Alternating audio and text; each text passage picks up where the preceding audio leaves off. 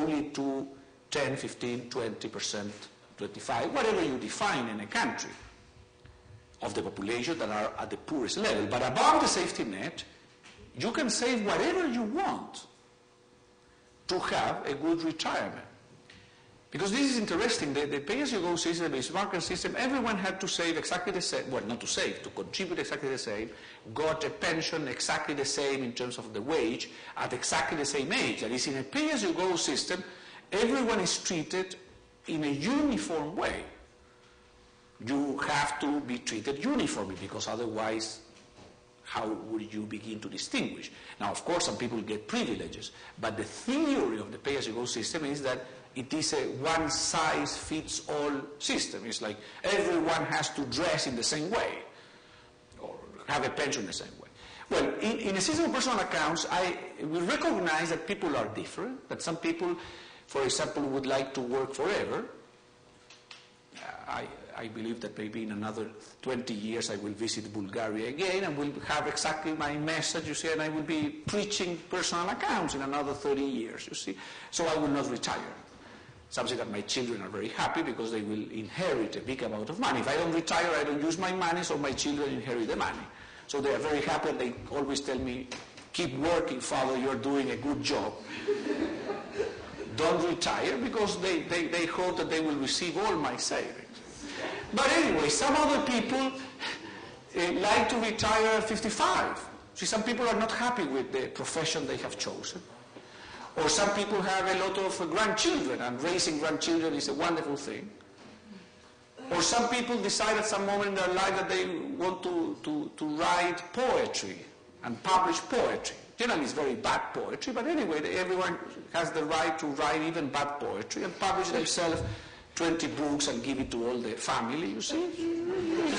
It's all right. So you may retire 55 and write bad poetry, okay. But in a pay-as-you-go system, you cannot do it, because everyone has to retire theoretically, at least at the same age. In a system of personal account, we allow workers to save a little more than the 10%, up to 20% in the case of Chile. It can be different, but in Chile, we allow, that is 10% you have to save, but you can save another 10%, all of it tax-free, that is deductible from income tax, so that we help people to save for retirement. So if you want to retire at 55, you make a calculation of how much money do you have to save so that with your own fund, you retire at 55. And today in the Chilean pension funds, there are these friendly computers, and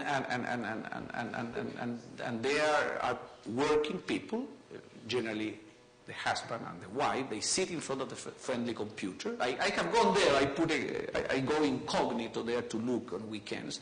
So they sit in front, and they put the number of their account. Immediately they know how much money they have, where every peso is. This is a system that is absolutely transparent. You can know everything, exactly where your money is, which company is managing, where everything.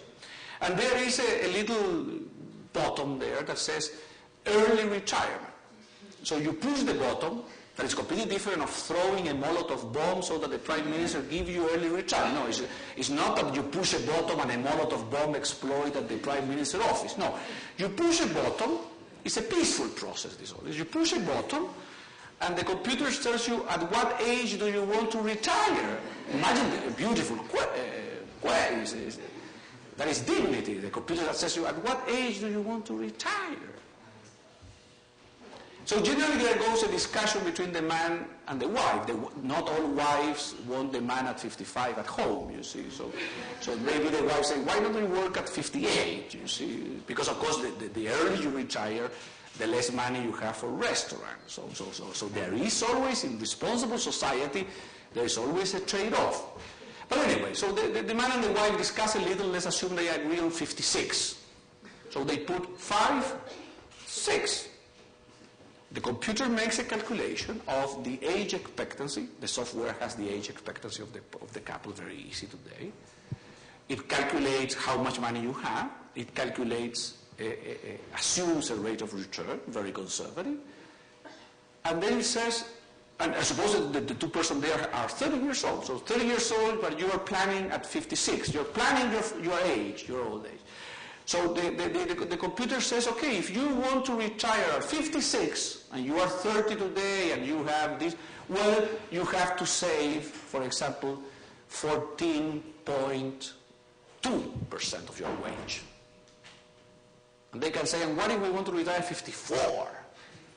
Well, in that case, you have to save 16.7%. Whatever. They take a decision, a free decision, and to me this is freedom. This is dignity, because to choose a retirement age is much more important than to choose which car do you buy, you see. So today you can choose a lot of cars and a lot of toothpaste, but you cannot choose a retirement age. Not even in America, you see. America believes it's a free country, so the American can choose 200 toothpaste brands, but they cannot choose when they retire. That is told by the US Congress. 535 persons decide how 300 million people retire. To me, that is not freedom.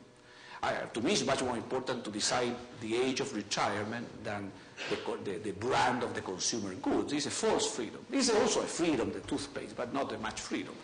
But so here so in the Chilean system, you can decide the age of retirement within limits. Of course, you have to have a pension higher than a certain fraction of your last wage. You cannot retire with 10 euros because then you will be starving in the street. You have to have a minimum. There are a lot of details here.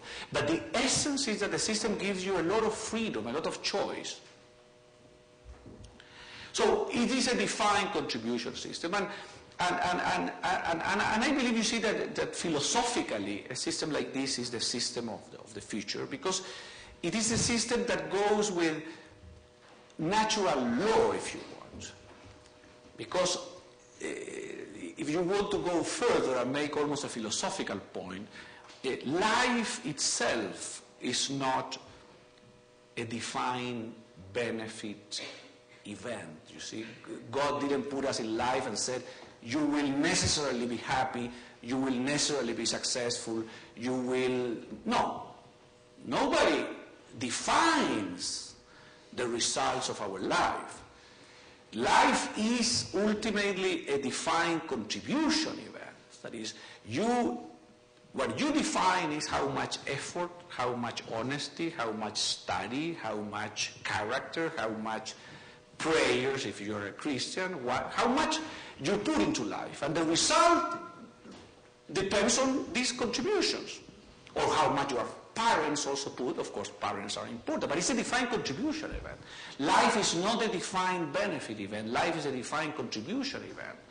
So Bismarck, by creating a defined benefit pension system, went almost against common sense, against human nature. He tried to play little God and tell all Prussians, I will give you a pension at 65. Mr. Bismarck doesn't have the power to say that. Nor Mr. Bush or Mr. Obama. Nobody has the power, or Mr. Sarkozy, to say at 65 I will give this amount of money. From where? So government do not have that power. Now, some politicians believe they have it because they say, well, we can tax the workers. Wait a second.